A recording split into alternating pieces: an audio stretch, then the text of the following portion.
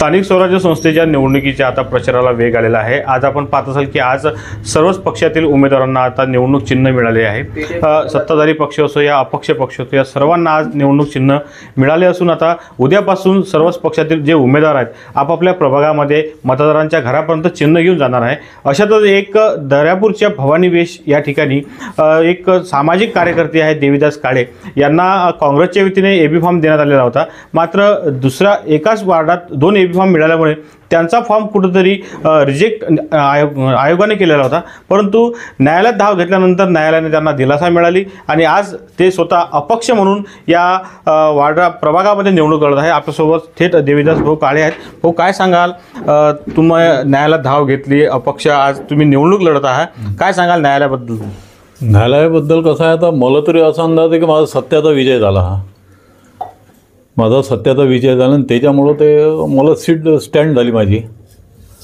तुमची seat stand झाल्यानंतर आज कुठेतरी सहानुभूतीची लाट तुम्हाला या ठिकाणी पूर्ण गावात म्हणजे टोटल लोकांची सहानुभूती माझ्या मागं आहे। त्याच्यावर मोमेडन लोक आहेत, ते बिचारे म्हणजे पूर्ण कालपासून घरी येऊन गेले, प्रत्यक्ष भेट घेऊन गेले माझी। प्रत्येकाला सहानुभूती या बाबतीत आणि आम्ही तुमच्यासोबत आहोत हे त्या लोकांचे शब्द आहेत सर्व। एकाच पक्षामध्ये या ठिकाणी जर पाहत असेल की तुम्हाला 2 एबी फॉर्म मिळाले होते, कुठेतरी तुमचा फॉर्म रिजेक्ट झाला होता, तर त्यावेळेसची तुमची भावना काय होती? त्यावेळेस कसं आहे भावना, म्हणजे ज्यावेळेस आम्हाला 16 तारखेला एबी फॉर्म मिळाला, एबी फॉर्म मिळाल्यानंतर सबमिट करून दिला आम्ही, पण आता परत ते दुसऱ्या दिवशी छाननीच्या वेळेस एकदम तो दुसरा एबी फॉर्म तिथं आला आणि तिथं त्याच्यामुळं मग माझी रिजेक्ट झाली तिथून। पण ते मला काही कळलं नाही, पण नंतर कळलं की ते हे एबी फॉर्म वगैरे सर्व ते वरून आलेले होते। त्याच्यामुळं घरी इथल्या कोणाला स्थानिक काँग्रेसच्या लोकांना माहिती नव्हतं या बाबतीत किंवा एबी फॉर्म तिथून आलेला आहे म्हणून हा विषय झाला। तो म्हणजे एक प्रकारचे ते फसवणूक झालं, गळा कापल्यासारखं झालं ते। आज तुम्ही अपक्ष जरी आहात तरी मात्र काँग्रेस तुमच्यासोबत कुठेतरी या ठिकाणी संपूर्ण तुमच्या या निवडणुकीत तुमच्या पाठीमागे दिसून येत आहे। तर सध्या तर सांगता येणार नाही, माहीत पडेल आता काँग्रेसची भावना काय आहे। तर जशा पद्धतीने काँग्रेसचे जे आपण पाहतो की जे शहर अध्यक्ष आहेत, काँग्रेसचे पदाधिकारी आहेत, तुम्हाला जसे काल तुमचा निकाल लागला, तुमच्या बाजूने निकाल लागला, तर त्यांच्यामुळे सुद्धा कुठेतरी उत्साहाचं वातावरण त्यांचाही उत्साह होता। त्यांना असं वाटलं की ते म्हणजे चांगल्या सीटला म्हणजे प्रतिसाद मिळाला, कोर्टाने प्रतिसाद दिला, हे त्यांची भावना होती। आता तुम्ही अपक्ष आहात, परंतु आता नगराध्यक्ष पदासाठी तुम्ही काय मतदारांना म्हणजे नगराध्यक्ष पदासाठी कोणाला तुम्ही सपोर्ट करायला हवा? आता सध्या तर आम्ही इथं मंडळाचे लोक आहेत सर्व, त्यांच्यासमोर चर्चा करू आणि नंतर हा निर्णय घेऊ आम्ही। मतदारांना आता तुम्ही काय आवाहन करणार?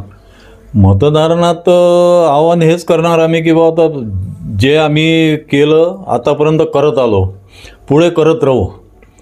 आमचा विश्वास असेल तुम्हाला तर आम्हाला मदत करा, वोटिंग करा, हेच आमचं सांगणं। आणि जबरदस्ती आम्ही कोणाला म्हणणार नाही की आम्हाला वोटिंग करा किंवा हे करा। असे कोणते विकास कामे आहेत जे रखडलेले आहेत अजूनही तुमच्या प्रभागामध्ये झाले नाही? आता कसं आहे, मी तर माझं सतत ते स्मशानभूमीचं काम मी स्वतः वैयक्तिक करून राहिलो, त्याच्यात कोणाचं हे नाही, स्वतःच खिशातून पैसे खर्च करून ते स्मशानभूमी करून राहिलो।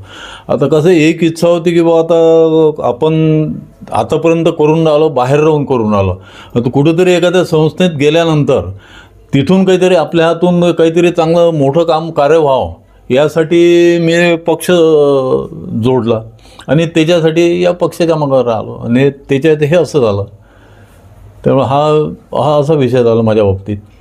लोकांची सहानुभूती माझ्या मागं खूप आहे, पूर्णच लोक आपल्याला करून राहिले। आता मी जरी आज म्हणजे फक्त फॉर्म हे झालं, हे माझ्या मागं ते बुके हे ते करून काल इथं म्हणजे पूर्ण यात्रा होती आमची, इथं 200-250 लोक होते रात्री 11-11:30 वाजेपर्यंत, असं एकंदरीत हा झालेला आहे। नक्कीच तर आपण पाहाल की या ठिकाणी काँग्रेस पक्षाच्या वतीने त्या ठिकाणी एबी फॉर्म दिला होता, निवडणूक आयोगाने या ठिकाणी त्यांचा एबी फॉर्म रद्द केला होता, परंतु न्यायालयात धाव घेतल्यानंतर न्यायालयाने दिलासा दिला आणि आज ते अपक्ष निवडणूक या ठिकाणी लढत आहेत। आणि अपक्ष निवडणूक लढत असताना सुद्धा पक्षाच्या ताकदीपेक्षाही ताकद त्यांना त्यांच्या या प्रभागामध्ये मिळत आहे आणि जास्तीत जास्त संख्येने या ठिकाणी देवीदास काळे हे निवडून येतील अशी सुद्धा प्रतिक्रिया आपल्याला या प्रभागातील सर्वसामान्य नागरिकांच्या वतीने मिळत आहे। आता येणाऱ्या निवडणुकीमध्ये या प्रभागात कशा प्रकारे निकाल लागणार हे सुद्धा पाहणे आता महत्त्वाचे ठरणार आहे। मी किरण ओले, जनविकास न्यूज, दर्यापूर.